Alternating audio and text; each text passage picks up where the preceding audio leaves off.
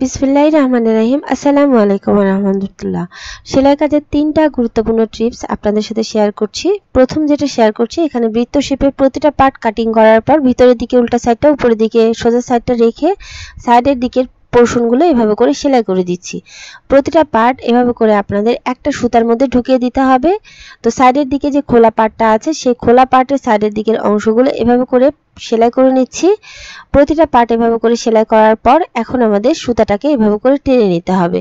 তো এভাবে করে কয়টা এভাবে করে পাপড়ি আপনারা তৈরি করবেন, এখানে আমি মোট 6টা পাপড়ি নিয়ে নিয়েছি। আপনারা এখানে 8টা 10টা পর্যন্ত পাপড়ি নিয়ে নিতে পারেন।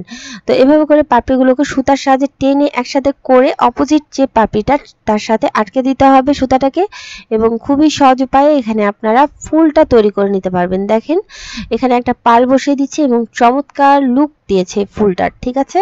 তো এভাবে করে যে কোনো কাপড় দিয়ে এভাবে করে আপনারা ফুল তৈরি করে নিতে পারবেন। তো নেক্সট টিপসটা দেখে দিচ্ছি। হাতা কাটিং করার সময় অনেকে বুঝেন না তালপাটটা কিভাবে কাটিং করবেন। সেক্ষেত্রে বলি, ভিতরের দিকে সোজা সাইডটা এবং উপরের দিকে উল্টা সাইডটা রাখবেন। উপরের দিকে উল্টা সাইডটা রেখে হাতার যে কোনো এক সাইডে এখানে আপনারা তালপাটটা কাটিং করে দিবেন।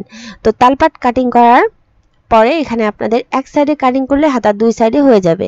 হাতাটা কিভাবে অ্যাটাচ করবেন, সো হাতা কাটিং এর অনেকগুলো নিয়ম আছে। এটা একটা নিয়ম, মেইন পার্টটাকে মেলে ধরতে হবে, হাতার মিডল বরাবর এভাবে করে বসিয়ে দিয়ে মেইন পার্টের শোল্ডার থেকে এভাবে করে আপনাদের এক সাইডে সেলাই করে দিতে হবে এবং অপোজিট সাইডটা ঘুরিয়ে সেলাই করে নিতে হবে। এভাবে করে যখন আপনারা হাতাটা লাগিয়ে নেবেন মেইন পার্টের সাথে, তখন আপনারা ইচ্ছা মতো সাইডের দিকের পশনগুলো ঢিল হলে টাইট করতে পারবেন, আবার টাইট হলে ঢিল করতে পারবেন। তো আলহামদুলিল্লাহ এখানে আমি হাতাটা লাগিয়ে নিয়েছি এবং ছোট ছোট কাট বসিয়ে দিতে হবে। কাটগুলো দিলে হাতার ফিনিশিংটা অনেক বেশি সুন্দর হবে। হাতাটা লাগিয়ে নেওয়ার পর হাতার মহড়াতে এখানে আমি পাইপিং লাগিয়ে নিব। তো হাতাটাকে উল্টা সাইডে রেখে পাইপিংয়ের কাপড়টাকে এখানে আমি ফোল্ড করে দিয়ে বসিয়ে নিয়েছি 1 ইঞ্চি পরিমাণ।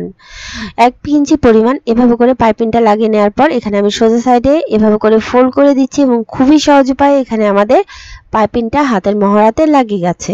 তো এই নিয়ম ফলো করে এখানে আপনারা পাইপিংগুলো লাগিয়ে নিতে পারবেন। দুইটা হাতাতে একই উপায়ে এখানে আমি পাইপিং লাগিয়ে নিয়েছি এবং হাতাটা অ্যাটাচ করে নিয়েছি। তো নেক্সট টিপসটা দেখিয়ে দিচ্ছি। নেক্সট টিপসটা এখানে আমি এক টুকরা কাপড়, সেলাই কাজে তো এভাবে করে কাপড়টা বেঁচেই যায়, এখানে আমাদের গলা থেকে বেঁচে যাওয়া কাপড়টা এভাবে করে ফোল্ড করে দিয়ে 2 সাইড থেকে ফোল্ড করে দিচ্ছি এবং ফোল্ড করে দিয়ে এখানে আমি সেলাই বসিয়ে দিচ্ছি। তো যখন আপনারা গলাটা কাটিং করেন বক্রমের সাথে, তখন কিন্তু দেখা যায় যে একটু কাপড় বেঁচে যায়। এই টুকরা কাপড়টা দিয়েই এখানে আমি লটকনটা বা কাপড়ের ফুলটা তৈরি করে নিচ্ছি। এভাবে করে সেলাই করার পর এখন আমাদের উল্টে দিতে হবে। খুবই সহজ উপায়ে এখানে আপনারা এই কাপড়ের ফুল বা লটকনটা তৈরি করে নিতে পারবেন। ভালো লাগলে সাথে থাকুন।